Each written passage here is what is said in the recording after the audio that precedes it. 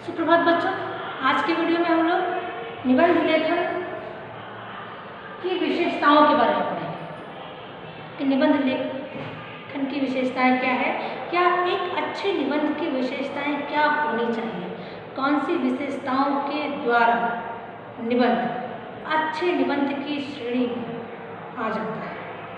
हमें निबंध लिखते समय ऐसी कौन कौन सी विशेषताओं पर ध्यान रखना चाहिए कि हमारा लिखा हुआ निबंध एक अच्छा निबंध कहलाए, अच्छे निबंध की श्रेणी में आए। तो आइए देखते हैं कि सबसे पहले निबंध लेखन की विशेषताओं में सबसे पहले हमें किस चीज़ का ध्यान रखना चाहिए। सबसे पहले क्रमबद्धता। ठीक है, क्रमबद्धता में क्या है, क्रम के अनुसार। अभी पिछले वीडियो में मैंने आपको क्रमबद्धता के बारे में बताया था कि निबंध लिखते समय सबसे पहले हमें भूमिका या प्रस्तावना लिखना चाहिए, फिर विषय वस्तु, फिर विषय विस्तार और उसके बाद सबसे अंत में उपसंहार लिखना चाहिए, जिससे कि हमारा निबंध पूर्ण निबंध कहलाने के लायक हो जाए। तो सबसे पहले क्रमबद्धता का ध्यान रखना चाहिए। क्रम के अनुसार हो, आपका निबंध किसके अनुसार हो, क्रम के अनुसार हो। क्रमबद्धता जरूरी है ताकि उसकी सरसता और सुंदरता बनी रहे।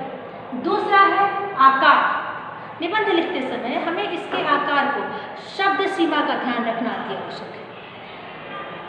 आपने देखा होगा कि निबंध लिखने के लिए जब आपको दिया जाता है तो शब्द सीमा बताई जाती है। 200 शब्दों में लिखिए, 250 शब्दों में लिखिए, 300 शब्दों में लिखिए, ऐसे शब्द सीमा आपको दी जाती है। तो इसके आकार का ध्यान रखना ज़रूरी है। शब्द सीमा अगर 300 है तो 300 से थोड़ा सा ज़्यादा आप लिख सकते हैं, कम लिखने का प्रयास नहीं करेंगे। ज़्यादा लिखेंगे थोड़ा सा, हो सकता है शब्द ज़्यादा चले जाए तो कोई बात नहीं, लेकिन उसके आकार का, उसकी सीमा का ध्यान रखना चाहिए। इसके बाद पूर्णता होनी चाहिए। निबंध जो विषय आपने चुना है निबंध लिखने के लिए, जिस विषय पर आप निबंध लिख रहे हैं उसका पूर्ण ज्ञान आपको होना चाहिए, उसके बारे में विस्तार से आपको नॉलेज होना चाहिए कि वो निबंध जो हम लिख रहे हैं वो आधा अधूरा ना रहे। आपका ज्ञान अगर उस विषय में आधा अधूरा है तो निबंध भी आपका आधा अधूरा ही लगेगा, आप पूरी बात अपनी बता नहीं पाएंगे। इसीलिए निबंध लिखने से पहले उस विषय को बहुत अच्छे से पढ़ना चाहिए, उसका अध्ययन करना चाहिए, उसके सारे पक्षों के बारे में जान लेना चाहिए, जिससे कि निबंध लिखते समय आपके विचार खुलकर आए, आप उस पर बहुत अच्छे से आप उसकी व्याख्या कर पाए। तो वो आधा अधूरा पढ़ने वाले को ना लगे, इसका ध्यान रखना चाहिए।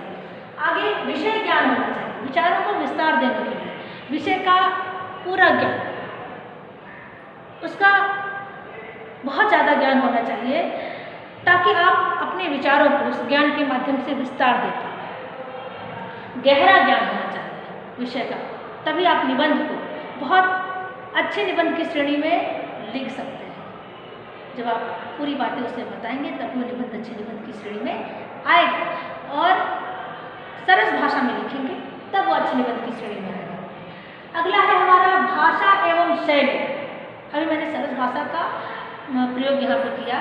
तो निबंध को लिखने के लिए हमें किसी भी विषय पर निबंध को लिखने के लिए हमारी जो भाषा है, हमारी अपनी जो शैली है वो दिखती है, वो निखर कर आती है, वो पाठक तक पहुँचती है। तो भाषा कैसी हो, मधुर भाषा हो, सरस हो, शैली कैसी हो, रोचक हो, शैली जिज्ञासा पैदा करने वाली हो।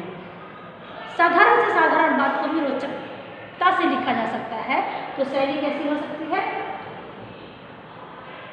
रोचक हो, हर अनुच्छेद के बाद जिज्ञासा हो। ऐसे लिखे निबंध को कि हर एक अनुच्छेद के बाद, मतलब पैराग्राफ के बाद जिज्ञासा बनी रहे कि देखिए आगे क्या लिखा, निबंधकार ने आगे क्या लिखा, इस विषय पर अपने विचारों पर कितना विस्तार दिया।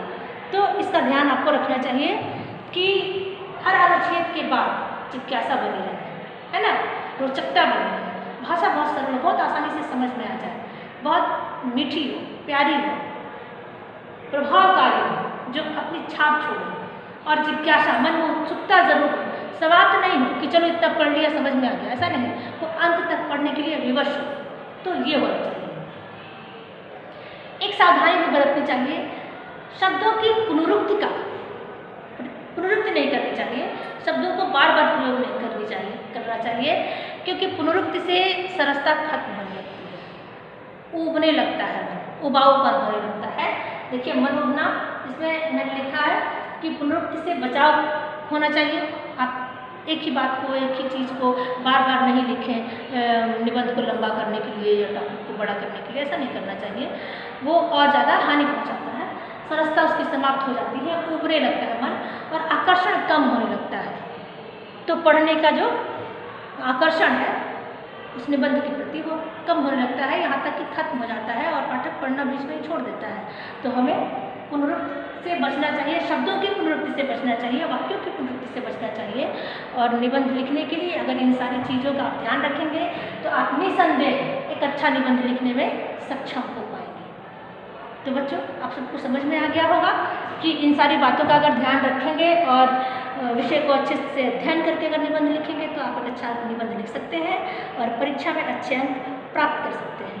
तो मैं आशा करती हूँ कि मेरे वीडियो के माध्यम से आप एक अच्छा निबंध लिखने में कुशल हो पाएंगे। इसी शुभकामना के साथ धन्यवाद।